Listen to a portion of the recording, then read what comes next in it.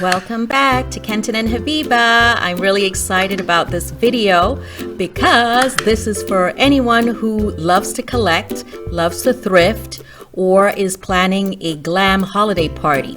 So I'm going to show you my silver haul, show you how to clean it, show you where I get it, show you how much it costs, show you how to style it. Let's get ready. This is what a chafing dish looked like when I got it. It's so ugly and dingy and there's a lot of patina. Here are some candy bowls that I also picked up. And they're also rather dark and dingy. And what's important is that you always look at the rim, but also look underneath. Okay, so what are we going to need? These are items that you have: salt, baking soda, aluminum foil, which you're going to make sure that the foil is facing upward, the shiny part. And then I use about half a cup, quarter a cup of the baking soda and salt, and then I added hot water. So it's really simple. And then you dunk in your dingy items. And I was just so amazed at how beautiful they turned after, placing them in the solution. I don't know, it appeals to the nerdy side of me. It was just so amazing. I was just so impressed. Look how beautiful that candy bowl turned out.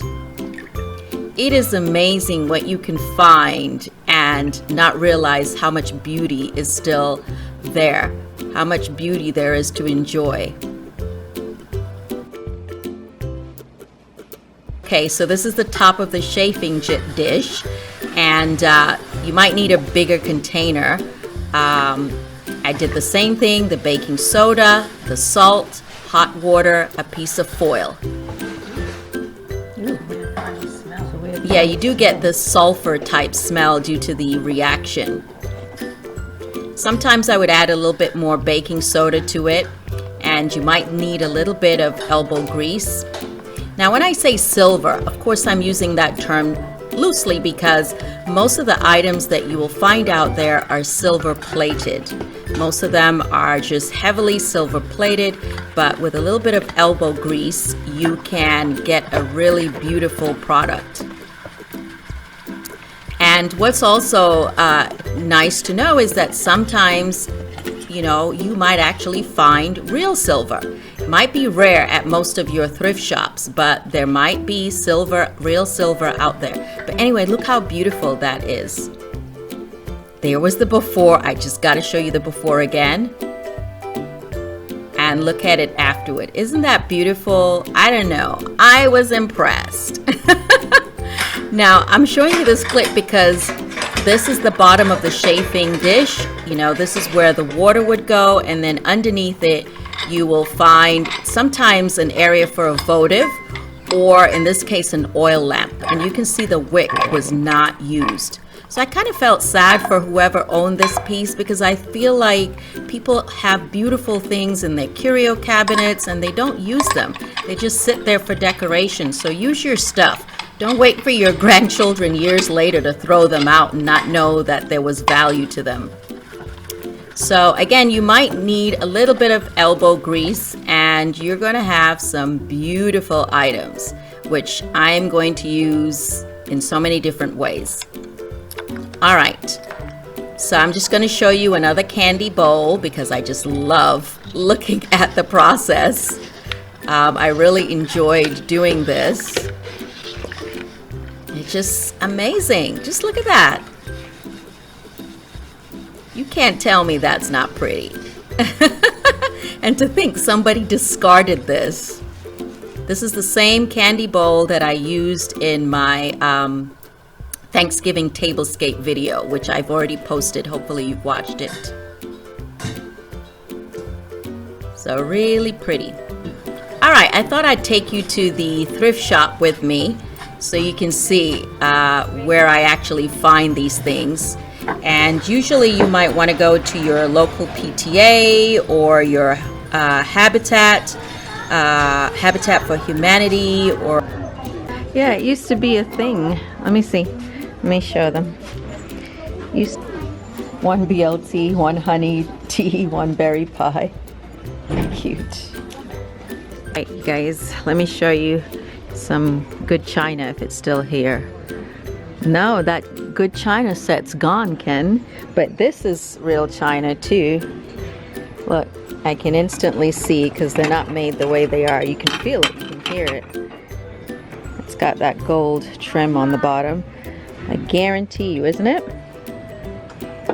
Yep, Royal Jackson fine china. But it doesn't say made in England, so I'm not that interested.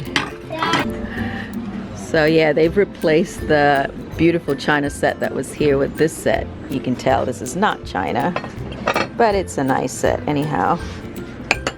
What I like is this pedestal table. It is super long. This could probably hold, what, 10 plus people. So this section, which looks like junk, is my section. This is where you come to hunt for good stuff. Not here. This here looks like a lot of knick-knacky, but you never know. You never know. I love the hunt of thrifting, and I love knowing that I'm giving back to a good cause, because there are many people, especially during the holidays, who really can't afford to shop in, new stores. So they do come to places like this, which also keeps me pretty humble. Now, when I'm thrifting, I tend to avoid too many knickknacks and tend to go to precious metals or real bone china, unless the piece is really unique. But how do you know you found silver? Well, make sure when you look at the item that you flip it upside down and you look for the word sterling on it. If it doesn't say sterling, it probably is not silver. You will also tend to look for something that says the number 925, which just means that that's the silver parts per 1,000. For example, a coin silver is made of or has 900 on it. This is where we go for the silver,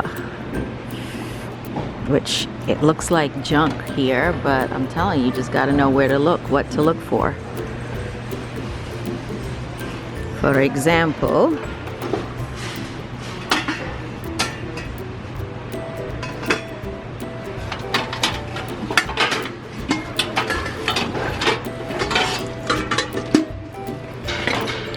is there anything wrong with this one?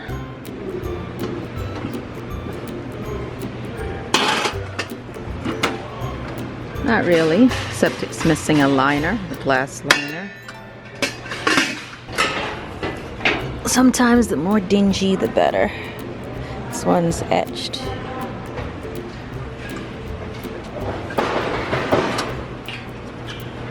This one's $14.99. So, which one would you have picked? This one you can tell is just regular stainless steel.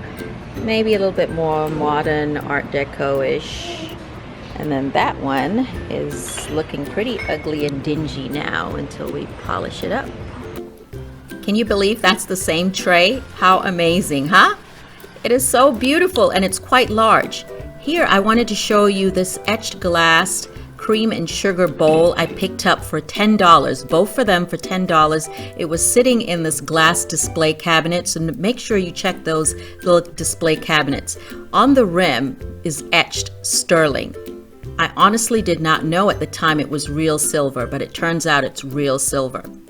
Okay, so let me give you some ideas about how to style these trays and candy bowls.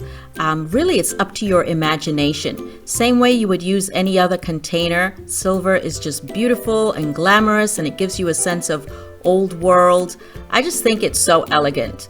So, a candy bowl. We all need candy bowls for our holiday buffet table or coffee table. I love to put chocolates in them. I just think that's so pretty. You can also put nuts in them, holiday nuts.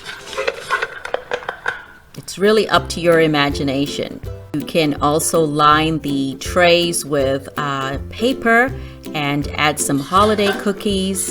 Now this chafing bowl I absolutely love. You put water in the bottom, and then it has the central piece where you put the actual food, and then you have this domed lid. So I can just see a Cornish hen there, or a green bean casserole, or whatever dish you want. Now for the tray, those charcuterie boards are so common now, or so popular I should say. You can put your fruit and cheese on there. You could have a sort of buffet set up really beautifully. You could add your desserts. You could, I mean, it is just up to you what you could do with all these different trays. Anyway, I really hope you enjoy this video and will share it with someone who might enjoy collecting silver.